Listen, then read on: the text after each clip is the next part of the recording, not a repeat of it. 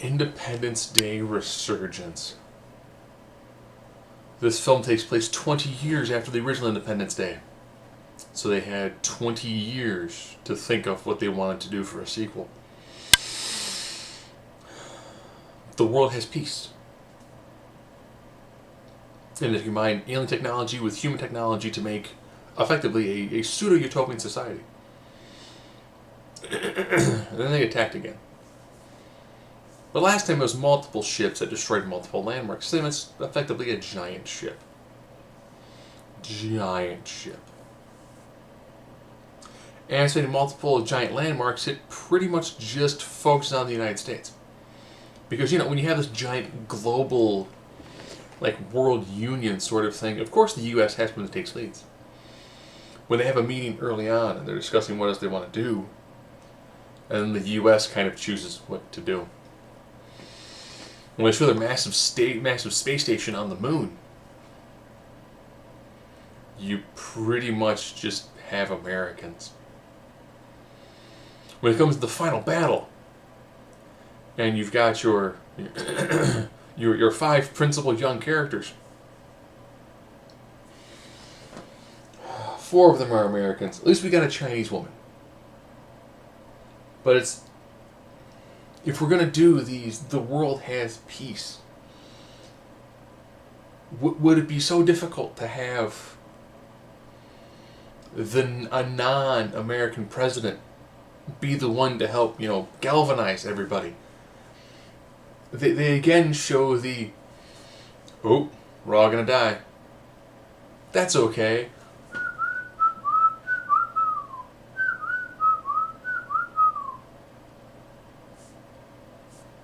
Does only the United States have the alien human hybrid technology? Wouldn't other countries have similar tech? Why is it just the U.S. has like 2 really good bases? They've had 20 years. Wouldn't London be like, hey, can we get some of this tech too? Wouldn't Russia also be like, hey, we want a base here?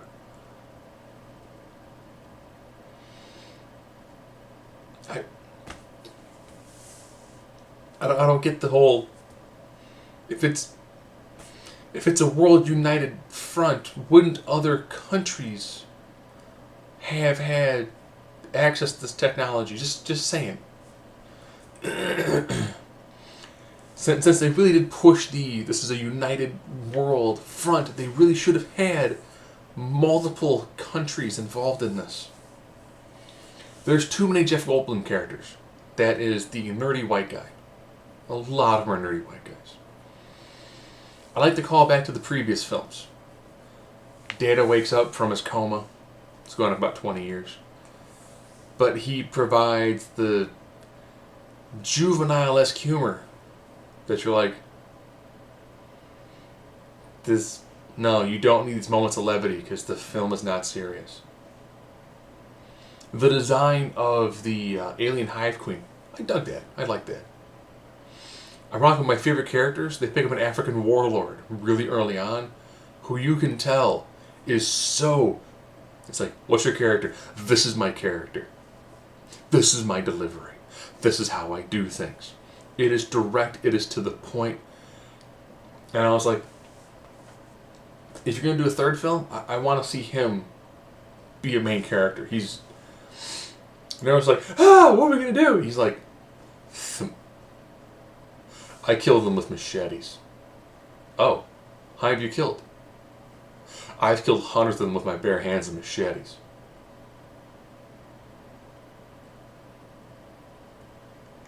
Can I see him have a film?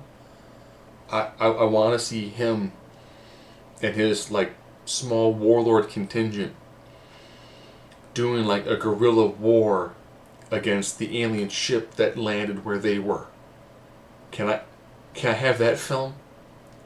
It would have that like uber predator feel to it. And I was like, that'd be kind of cool. I want to see that film, not the one that we got with Liam. Half his dialogue is screaming. The guy that got to play Will Smith's son. I was in there going, man, Would I have rather seen Jaden? And I was going, you know who would have killed in that role? Michael Jordan. Michael Jordan would have brought a lot of serious and some good drama to that character. But it was just... It's hard to tell if the actors are bland, if the director is bland, or just the dialogue is bland. This film is better than your Sci-Fi Saturday films. But you can go back and watch the original. It's 20 years old.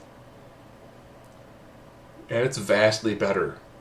With how much the technology has improved, we shouldn't have obvious CGI ships on like an obvious flat screen. I will say this one thing though. This film would have made an awesome video game. Take the exact same plot, exact same way that's written, and make this a video game for like probably 1/3 the amount of money it costs to do a live action film, and this would have been a pretty solid film, pretty solid video game.